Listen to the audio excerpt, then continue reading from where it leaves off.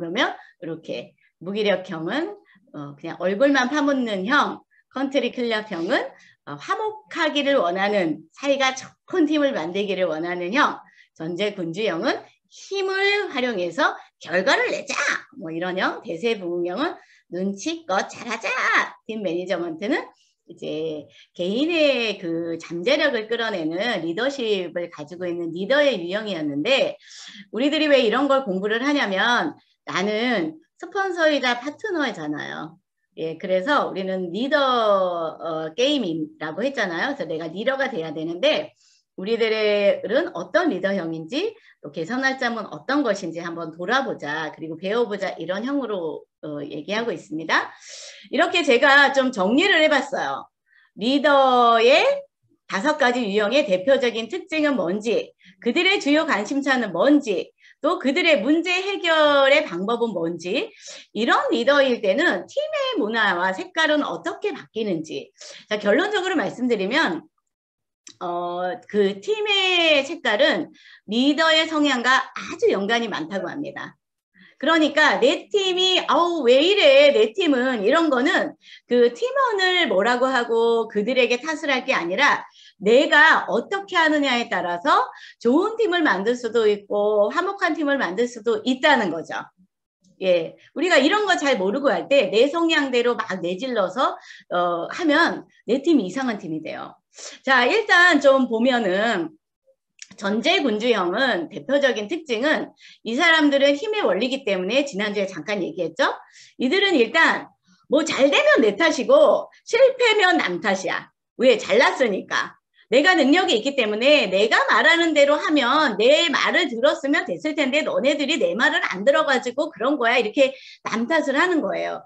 그리고 이런 분들의 특징은 자기가 실패할 것 같고 욕먹을 것 같으면 아주 교묘하게 머리를 굴려가지고 구실을 막 대는 사람들이에요. 예, 그리고 이 사람들의, 이런 리더들의 관심사는, 오죽 관심사는 결과와 의지력입니다. 결과 중심적이죠. 그래서 과정 따위는 그 정도는 좀 뭐 그냥 무시해 막 이런 형이고요.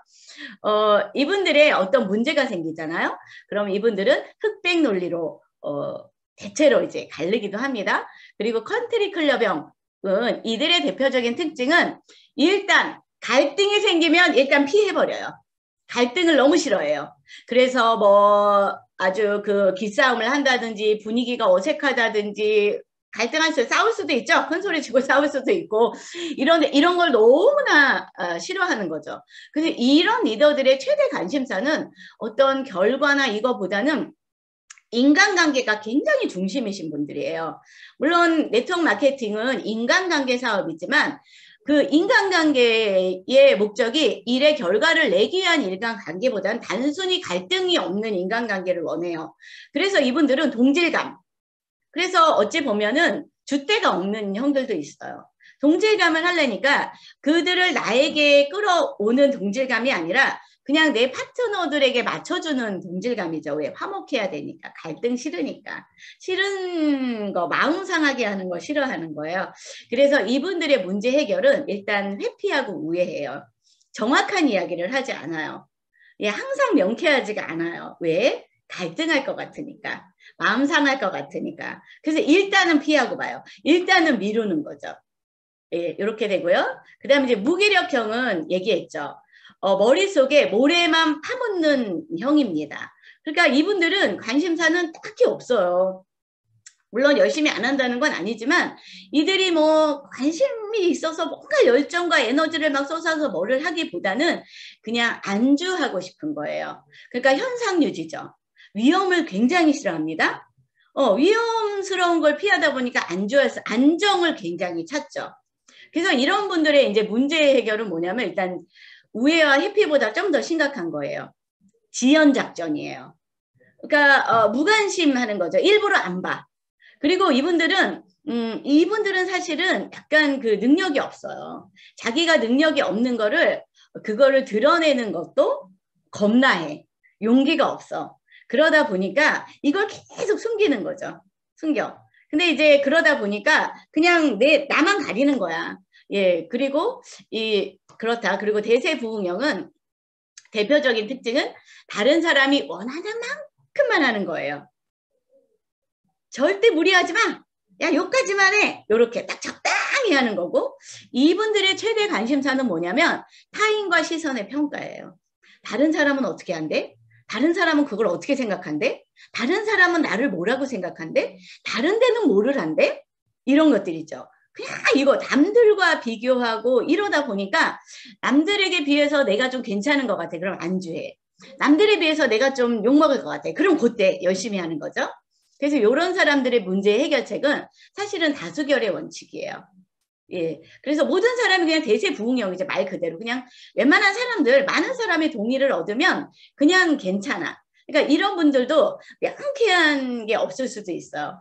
마지막으로 뭐 말할 거 없죠. 팀 매니지먼트의 대표적인 특징은 행복한 성취감을 제공합니다.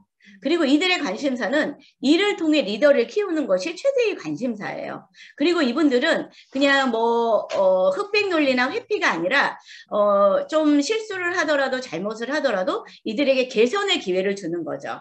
그래서 행복감을 성취하기 때문에 이를 통해 리더를 키우기 때문에 이분들은 갈등을 생기는 것도 그렇게 두려워하지 않아요. 그러니까 갈등을 생겨서 흑백 논리로 자르기보다는 이분들은 적극적으로 갈등을 해소하려고 노력하죠.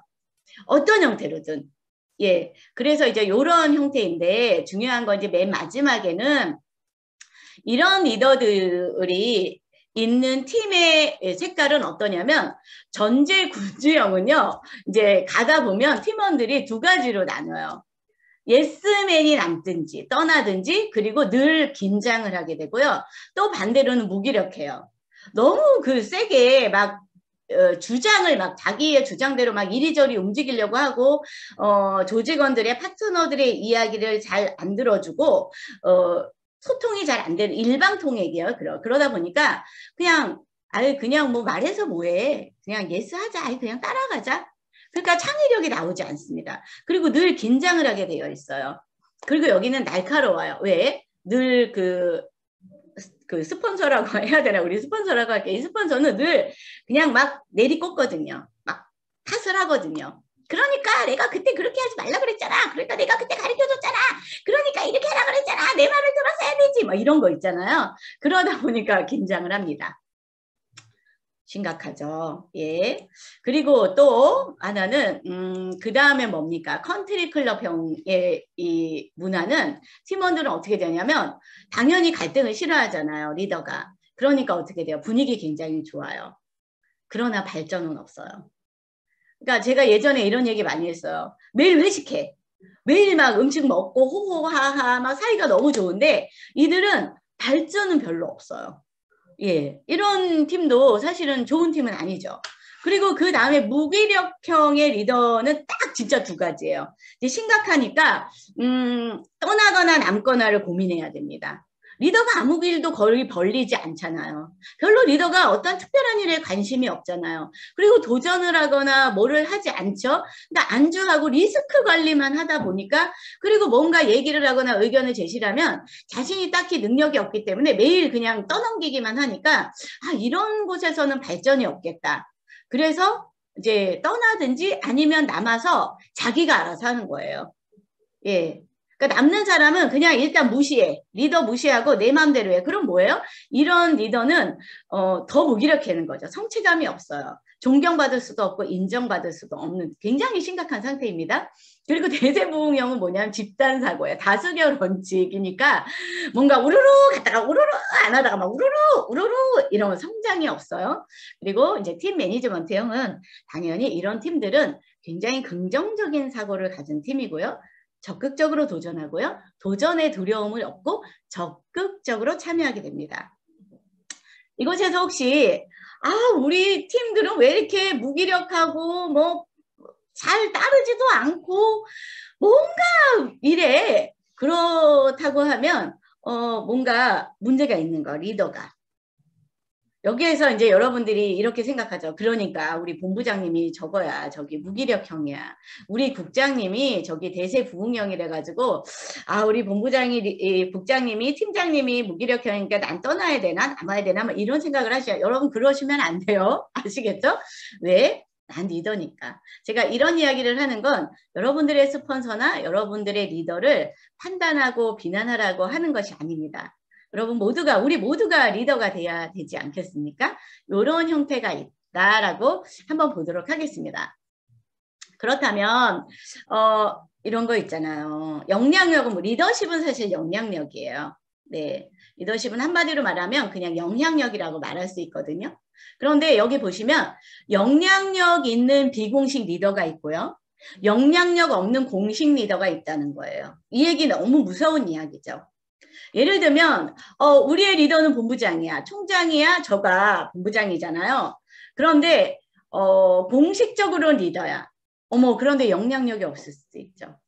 그런데 나는 뭐 아무것도 아니야. 난 팀장도 아니고 뭣도 아닌데 비공식인데 그 팀의 리더일 수도 있어요. 그거는 뭘로 말하면 영향력입니다. 그래서 1번을 보면 공식적으로는 리더를 보이지만 영향력이 별로 없는 리더가 있어요.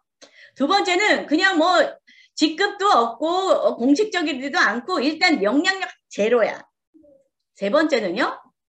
직급도 있고요. 영향력도 제대로 발휘하는 리더죠.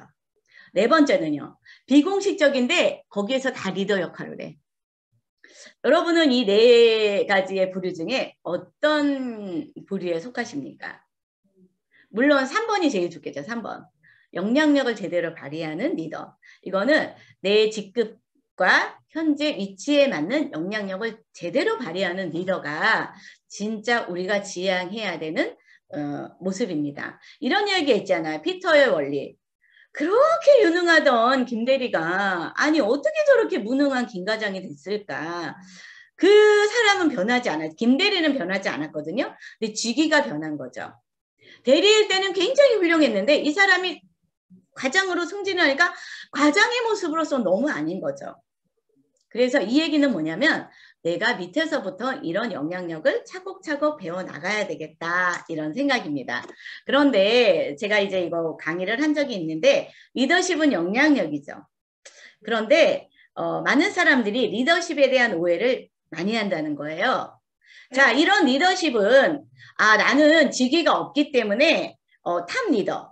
그래서 우리 본부장 제가 영향력이 제일 많다고 생각하실 수 있지만 사실은 우리 팀의 조직의 리더십의 영향력은 저의 한 사람의 영향력보다는 여러분 이 다음 이야기를 들으면 깜짝 놀라실 거예요. 모든 리더십의 90%는 어디에서 발휘된다고요? 조직의 최상층이 아니라 중간에서 나온다는 겁니다. 그러니까 김정남 본부장 산하의 최상층의 리더는 누구예요? 저죠. 제가 제일 꼭지점이잖아요. 그런데 제 산하의 영향력, 모든 그 영향력은 저는 1%밖에 안 된다는 얘기잖아요. 그러면 정말로 리더십을 발휘해서 잘 좋은 문화를 만들어야 되는 분들은 중간 리더라는 거예요. 99%는 거죠. 이거 생각하는 바가 많죠. 그러면 뭐 저뿐만이 아니라 모두 다 그렇죠. 모두 다가 양미양 본부장 사나 문계수 본부장 사나 뭐 안인순 국장님 사나 모두 다가 꼭지점이 중요한 것이 아니라 중간이 가장 중요하다는 거죠. 그래서 중간 리더십에 대한 많은 오해가 있는데 리더십은 단순히 특정 지위나 직함을 갖는 데서 나온다고 사람들은 생각한다는 거예요. 그래서 나는 리더가 아니야. 자, 이게 뭐냐면 직위만 생각하기 때문에 그렇다는 거죠. 그런데 리더십은 뭐라 그래서 영향력이라 그랬죠. 영향력은 사실은 직위랑 별로 상관이 없다는 거예요. 그죠? 그래서 리더십은 단순히 특정 지위나 직함을 갖는 데서 나온다고 사람들은 오해를 한다. 그리고 또 하나는 내가 지금은 이렇지만 나도 언젠가 저 자리에 올라가면 난 그때 가면 리더십을 배울게. 나는 지금 파트너도 없고 내 모습이 찌질하고 그런 리더도 아니야. 그렇기 때문에 난 지금은 아니야. 지금은. 이렇게 생각한다는 거죠.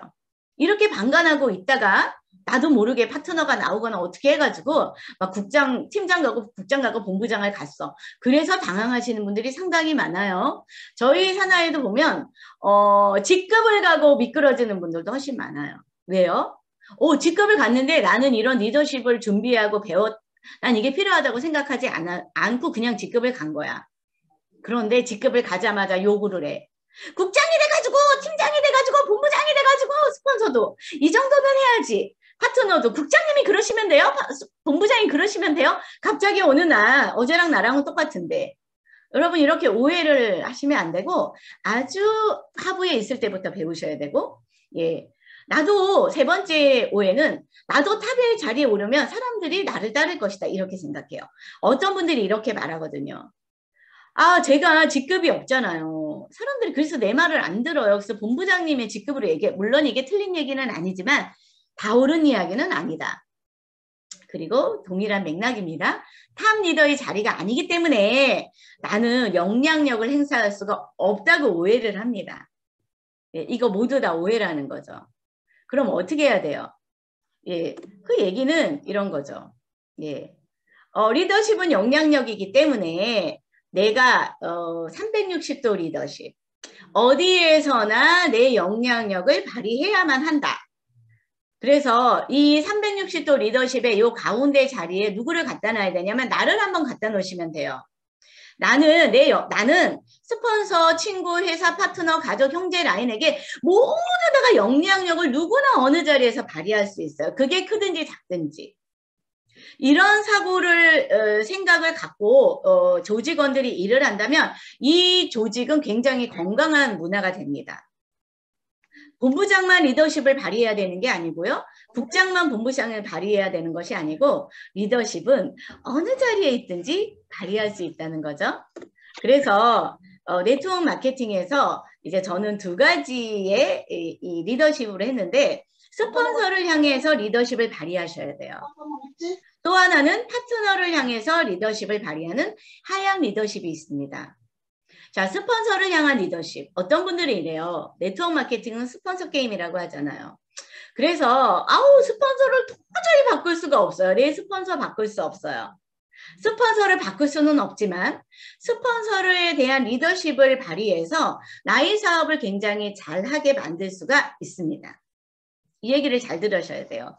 스폰서를 바꿀 수는 없어. 스폰서의 성격, 스폰서의 기질 바꿀 수는 없죠. 그런데 스폰서를 향한 상향 리더십을 발휘하셔서 예, 환경이나 상황을 바꿀 수 있다는 거죠. 이거는요. 네트워크 마케팅에서 사실은 가장 어려운 일입니다. 그 다음에는 파트너를 향한 리더십은 하향 리더십은 당연히 있어야 되겠죠. 왜요? 내가 리더가 돼야 되니까. 그런데 이거 반드시 극복해야만 성공하실 수가 있습니다. 이 하향 리더십을 사실은 많이 배우셔야죠.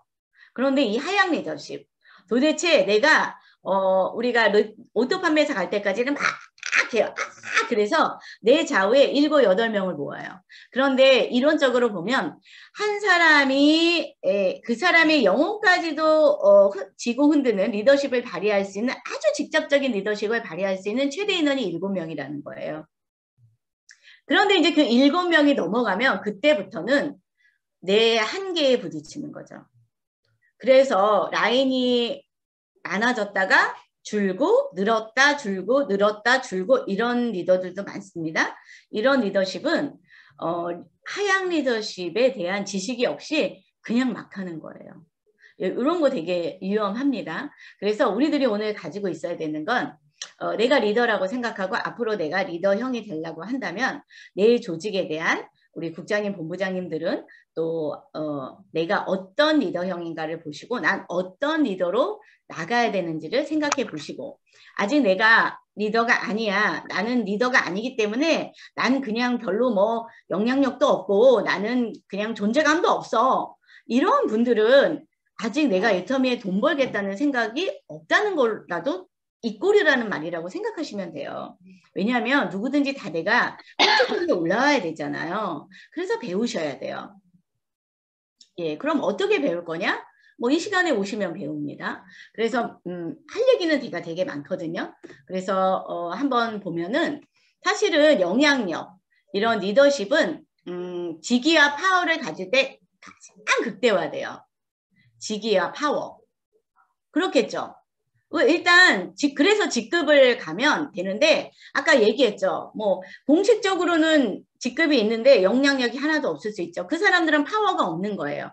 자, 파워는 어떤 것이 있냐면 첫 번째는 다른 사람에게 불이익을 줄 힘을 가질 때 파워가 생긴다는 거예요. 이건 상당히 부정적인 파워인데 이것도 힘은 힘이에요. 그래서 다른 사람들을 억지로 움직이게 만드는 부정적인 파워죠. 예를 들면 이런 거야. 내가 인사권을 갖고 있다거나. 예를 들어 회사에서 보면 내가 인사권이야. 그러니까 내 말을 잘 안 들으면 뭐 승진해서 제외 아니면 뭐 재정을 갖고 있어 내가. 너 내 말 안 들으면 제껴. 이런 분들 많아요. 저도 이제 그런 적도 있거든요. 그런데 저랑 같이 안 하십니까? 저랑 안 해요? 그럼 제낍니다. 저 후원 못 합니다. 막 이런 거예요. 불이익을 막 주는 거예요. 예, 요럴 때도 사실은 이것도 힘이죠. 이것도 영향력의 하나예요. 그러나 이거는 딱히 좋은 건 아니지만 예, 그래도 무기력한 것보단 나은 거죠. 두 번째 파워는 어떤 것이 반대로 불이익이 아닌 긍정적인 보상을 줄 만한 힘을 가질 때도 파워가 생겨요. 예를 들면 내가 포인트를 내리거나 뭐 사람을 내려줄 수 있다거나 막 이런 긍정적인 거죠. 뭐 현금을 줄 수 있다거나 뭐 여러 가지예요. 혜택을 줄 수 있는 이럴 때도 파워가 생기거든요. 그러니까 예를 들면 우리 저기 요즘 뭐 제가 유튜브 해가지고 뭐 나한테 뭐 사람이 오니까 아유 뭐 저기 본부장님한테 잘 보여야 돼 뭐 이런 이야기도 들려요. 이런 게 긍정적인 파워일 수도 있어요. 그런데 잘못하면 굉장히 부작용을 야기시킬 수 있습니다. 예, 뭐냐면 파트너를 나약하게도 만들고요. 눈치를 보게도 만들고요. 예, 오히려 그 사람에게 독이 될 수도 있어요. 그래서 네트워크 마케팅에서 이런 이야기 있죠. 사람을 내리거나 PB를 지원하는 가장 후진 후원이다. 직접적인 도움을 주는 게 가장 후진 후원이래. 이게 이런 거일 수도 있어. 이런 거 잘 못하잖아요. 그러면 오히려 질서도 없고 팀워크를 깨치기도 하고 그 파트너를 나약하게도 만들고 제가 그런 불이익을 주기 때문에 눈치를 보게도 만들고 부작용이 많을 수 있다는 거죠. 세 번째 파워는 전문성을 가질 때 파워가 생깁니다. 당연하겠죠. 그래서 사람들에게 정말 유익한 정보를 주거나 기술을 제공하거나 이런 나만의 고유한 어떤 그 실력, 이거 실력이라고 말하죠. 전문성을 가질 때 가장 강력한 막강 파워를 가질 수 있죠. 희송성까지 있다. 그럼 정말 짱 파워입니다. 예, 그리고 네 번째는 이거 정말 중요한 건데요. 누군가의 롤모델이 되기 시작하잖아요. 그러면 이게 가장 강력한 파워랍니다. 앞에서는 어떤 물리적인 파워일 수도 있죠. 그런데 그리고 단기간에 형성할 수도 있는 파워예요. 바로 내가 이 힘을 가질 수도 있죠. 예, 바로 시행할 수도 있지만 네 번째는 누군가의 롤모델이 된다는 거죠. 저는 정말 본부장님이 롤모델이에요. 저는 정말 국장님처럼 되고 싶어요. 저는 지금은 아니지만 저는 팀장님처럼 되고 싶습니다. 이런 그 존경의 롤모델이 많이 되잖아요. 그럼 정말 파워가 된다는 거죠. 그런데 이런 롤모델이 되는 거는 단순히 이루어지는 게 아니라 계속 다른 사람과의 상호작용을 통해서 오랜 기간 쌓이고 숙성되어져야 만들어진다는 거죠. 예, 이럴 때 저희들은 멋진 리더가 되고요. 사람을 담을 수 있는 그릇이 되는 거죠. 예, 저희 시간이 많이 가서 여기까지 일단 하겠습니다. 여러분 어떠신가요? 오늘 한번 리더십 2 했는데요. 앞으로 제가 이 금요 시간에 이런 리더십에 관한 짤막한 30분 정도씩의 미니 강의를 매번 시리즈로 하려고 합니다. 왜요? 우린 리더가 되어야 되니까. 그래서 오늘도 조금 여러 가지 나눠봤는데 다 각자의 위치가 다르죠. 중요한 건 우리 모두가 리더가 돼야 됩니다. 그리고 내가 리더가 된 후에 내 산하의 리더가 몇 명 있느냐의 게임입니다. 그리고 나의 한마디, 나의 모습, 나의 모든 것이 내 조직의 색깔과 문화로 바뀔 수 있다는 경각심을 가지고요. 우리 겸손한 자세로 오늘도 섬기는 자세로 또 사업을 해보도록 하겠습니다. 자, 오늘의 이제 아침 조회를 마치려고 하는데요. 11월 한 달간도 너무 수고하셨습니다. 날씨 정말 추워졌거든요. 스스로 자가 면역 챙기시고요. 코로나가 또 기승을 하니까 여러분 잘 피해서 잘 다니시고 우리는 어쩔 수 없이 위드 코로나를 가야 되니까 잘 다니시길 바라겠고요. 12월 이제 정말 2021년도 마지막입니다. 마지막 달 후회만 없이 마지막에 잘 준비하도록 하겠습니다. 여러분 너무나 수고 많으셨고요. 오늘도 함께 해주셔서 감사드립니다. 자, 수고하셨고요. 사과 부르면서 우리 퇴장하도록 하겠습니다. 다음 주에 뵙겠습니다. 네, 큰 소리로 불러주시고요. 소리가 왜 안 나오죠?